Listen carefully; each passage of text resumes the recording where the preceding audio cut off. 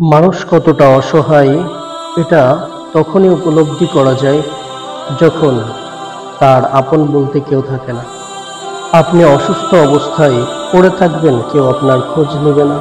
আপনি ক্ষুধার্ত অবস্থায় ঘুরে বেড়াবেন, কেউ আপনার মুখে খাবার তুলে দিবে না। এটাই আমাদের সমাজের বাস্তব চিত্র। প্রিয় দর্শক, আমরা তাকে খুঁজে পাই খুলনা জেলার ফুলতলা থানাতে। ঈদের দ্বিতীয় দিন কোথাও ঘুরতে বের হয়েছিলাম। যদিও ঘোরার জন্য বের হয়েছিলাম, কিন্তু সাথে ছোট্ট একটি ব্যাগে প্রয়োজনীয় জিনিসগুলি ছিল। অর্থাৎ আমি ঈদের কিছুদিন আগ থেকেই চেষ্টা করছিলাম জীবনের যে স্বপ্ন, মানব সেবা করা, এই স্বপ্নটা যদি আমি নিজের মধ্যে শুধু লালন করি তাহলে তো হবে না, বরং কাজটিকে বাস্তবায়নের জন্য চেষ্টা চালাতে হবে। এই জন্য কোথাও বের হলে সাথে ওই ছোট ব্যাগটি নিয়েই বের হতাম।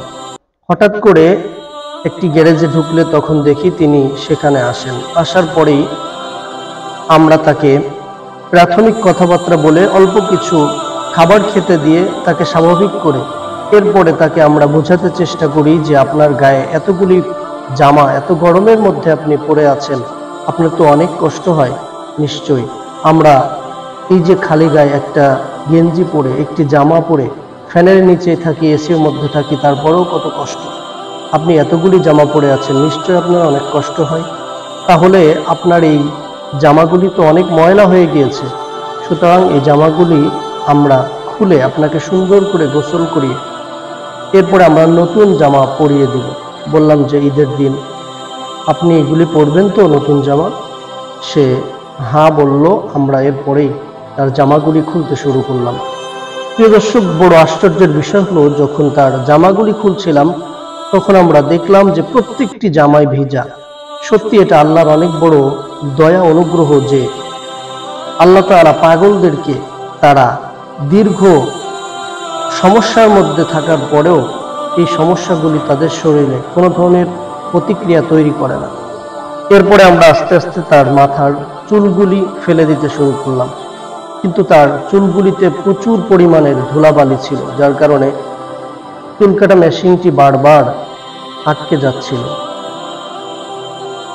এক পর্যায়ে আমরা কিছু অংশ কেটে অপারগ হয়ে যাই, আর মেশিন কোনোভাবেই চলছিল না। তখন আমরা বাকি অংশটুকুন কেচি দিয়ে কাটার সিদ্ধান্ত গ্রহণ করি।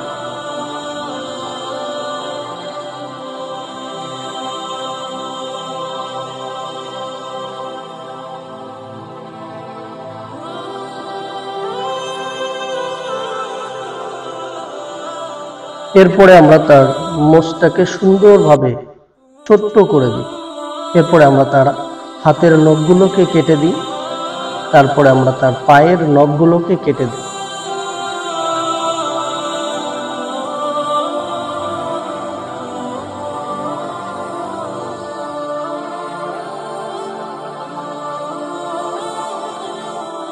যখন তার শরীরে পানি ঢালছিলাম তখন তার মুখের হাস্যোজ্জ্বল চেহারা এবং তার চাহনি দেখে মনে হচ্ছিল হাজার বছর কষ্টের পরে সে যেন এক প্রশান্তির গোসল সে দিচ্ছে।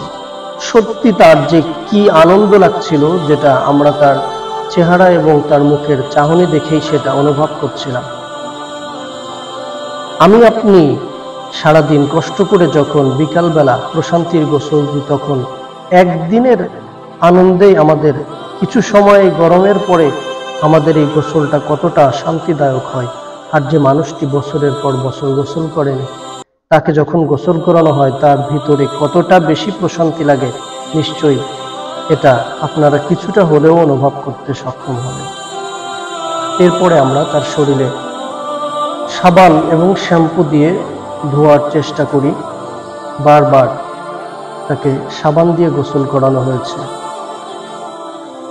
যখন আমরা তাকে সাবান দিলাম, সাবান দেওয়ার পরে যখন তাকে গায়ে পানি দিলাম, তার যে কত বেশি ভালো লাগছিল, এটা তার দুই হাত দিয়ে শরীর ডলার যে দৃশ্য, এই দৃশ্য দেখলে আপনারা কিছুটা হলেও অনুভব করতে পারবেন। সত্যি একজন মানুষের অসহায়ত্বের পরে তার মুখের এই হাসি আমি মনে করি যে প্রত্যেকটা বিবেকবান মানুষের অনেক বড় আনন্দের কারণ, যে আনন্দটা সত্যি আমি ওই সময় অনুভব করছিলাম।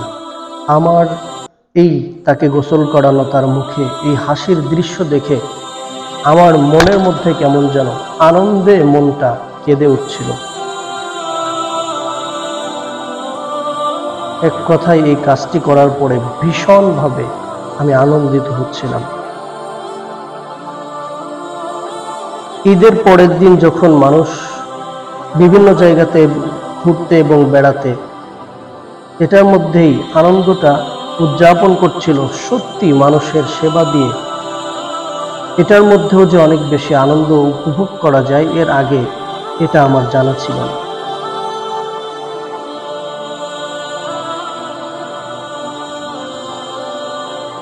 আমরা তার শরীরটাকে মুছে দিচ্ছি।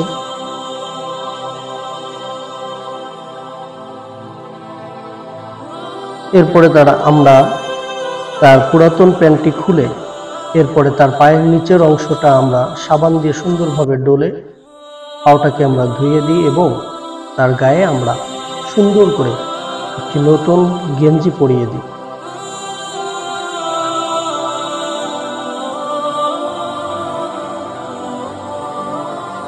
যখন তার সামনে গরুর গোশত দিয়ে প্লেট ভর্তি করে ভাত তার সামনে দেওয়া হলো, সে যে কতটা তৃপ্তির সাথে এই খাবারগুলি খাচ্ছিল, যেটা আপনারা তার মুখের দিকে তাকালে, তার চাহনির দিকে তাকালে এটা অনেকটাই অনুভব করতে পারবেন।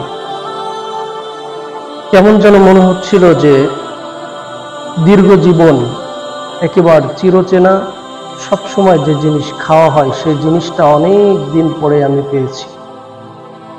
দীর্ঘ সময় পরে কাছের মানুষ হারিয়ে যেয়ে যখন দীর্ঘদিন পরে কাছের মানুষের খোঁজ পায় মানুষ, তখন যেভাবে তার দিকে তাকিয়ে থাকে, সত্যি তার খাবারের দিকে তাকিয়ে থাকার দৃশ্যটা কেমন যেন তেমনই ছিল। এক কথায় উনি অনেক তৃপ্তি সহকারে খাবারগুলি খাচ্ছিলেন। আমরা যেমনটা ধারণা করেছি তিনি দীর্ঘদিন পরেই হয়তো এভাবে গোশত দিয়ে খাবার খাচ্ছেন। আমাদের সমাজের প্রত্যেকটি মানুষেরই এভাবে মানব সেবামূলক যতগুলি কার্যক্রম রয়েছে, সব কার্যক্রমে প্রত্যেকটা মানুষেরই উচিত যথেষ্ট ভূমিকা পালন করা। প্রত্যেকের জায়গা থেকে মানব সেবামূলক কার্যক্রমের সাথে সম্পৃক্ত থাকার চেষ্টা করব।